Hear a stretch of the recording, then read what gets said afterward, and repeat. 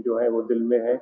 ان کا کام انتہائی خوبصورت تھا اور بہت ہی آسانی ہوئی، اور پنجاب اس لحاظ سے بھی عاجز گیا تھا کہ ان دوستوں کے پاس جائیں اور ذاتی طور پر جا کر ان کا شکریہ ادا کریں کہ انہوں نے ہمارے ساتھ اتنا خوبصورت تعاون کیا اور اپنے دل کھول کر مدد کی۔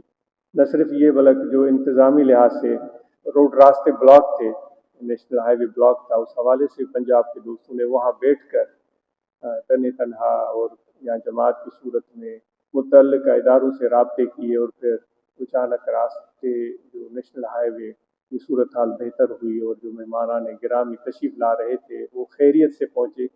ان دوستوں کے لیے بہت زیادہ عاجز دعاگو ہے، مشکور ہے، ممنون ہے جنہوں نے یہ کوشش کی۔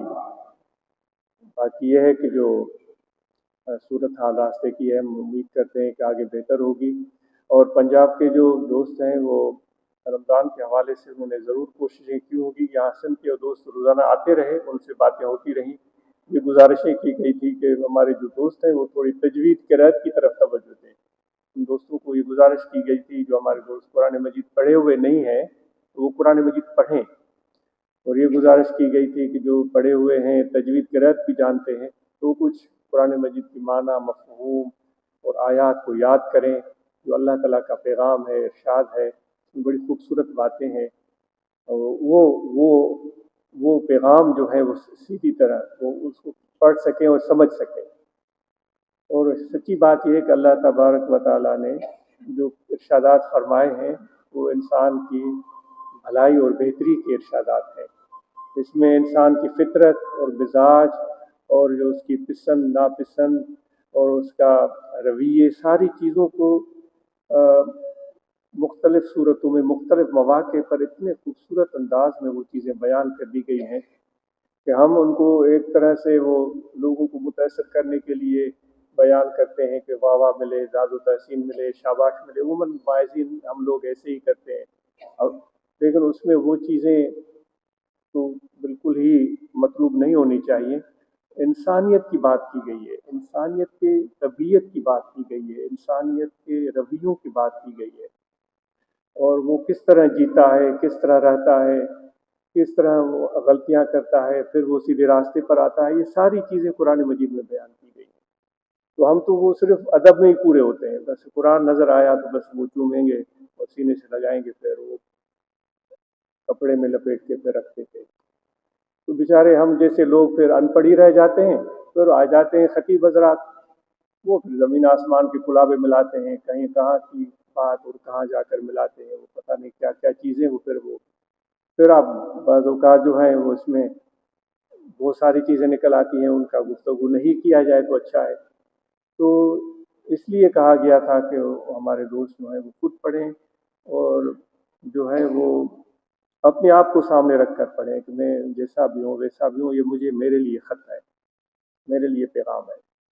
ہم یہ سمجھتے ہیں کہ بھائی قرآن پڑھیں گے تو فرشتے بن جائیں گے، اللہ تعالیٰ یہ تو ہمیں یہ حکم ہی نہیں دیتا کہ آپ فرشتے بنیں، کہ سارا دن رکوع کریں، سارا دن سجدے کریں، یہ اس طرح کی کوئی بات ہی نہیں ہے۔ اللہ تعالیٰ فرماتا ہے اچھے انسان بنے، بہتر انسان بنے، میرے بندے بنے، میری زمین پر اصلاح اور محبت اور پیار، مواخات، مساوات، تعاون، مدد، یہ چیزیں پھیلائیں کہ میرے زمین پر اس کائنات میں امن ہو، سکون ہو، لوگ محبت کریں، ایک دوسرے کے ساتھ تعاون کریں۔ ہم حضور علیہ السلام کی اس پیاری زندگی کا مثال دیتے ہیں تو اس میں کیا کیا مثالیں یہی ہوتی ہیں، لیکن ہم سبحان اللہ کر کے پھر بیٹھ جاتے ہیں، کرتے وہی ہیں جو دیکھا دیکھی اور لوگوں کو دیکھتے ہیں۔ بہرحال وہ کہنے کا مقصد یہ تھا قرآن مجید کو سمجھنا بہت اہم ہے۔ امید ہے کہ دوستوں نے پنجاب میں بھی کوشش کی ہوگی، اور جتنے بھی برانچز ہیں جماعت اصلاح المسلمین کی، ان سب برانچز میں روحانی طلبہ جماعت کا بھی کی برانچ قائم ہونی چاہیے، اور پھر انجمن نونہال روحانیہ کی برانچ بھی قائم ہونی چاہیے۔ یہ انتظار رہے گا یہاں جب پنجاب کے متعلق اراکین بیان کریں گے تو یہ بھی بتائیں گے کتنی روحانی طلبہ جماعت کی برانچز کھلی اور کتنی انجمن نونہال روحانیہ کی برانچز کھلی۔ مہربانی۔ تو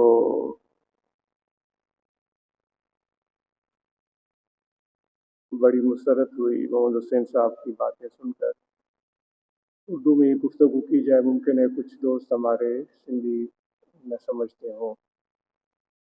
तो उन्होंने 10 बेला शहर की बात की, 13-14 प्रोग्राम जो उन्होंने बताए। हम उम्मीद है कि वो सारे प्रोग्राम जो हैं अल्लाह ताला की रहमत से भरपूर होंगे। जो ज़िक्र वाले इकट्ठे होते हैं, साथ मिलकर बैठते हैं, और हमारा जो मुद्दा है, जो मकसद ज़िंदगी है, मकसद हयात है, वो ये है कि अल्लाह ताला का ज़िक्र हो। तो हम सब मुराक़बा भी करते हैं। वो काश कि हम मुराक़बा में हमारा जो दिल है वो अल्लाह ताला के बैतुल्लाह का मिस्ताक बन जाए, खुदा का घर, खुदा का अर्श।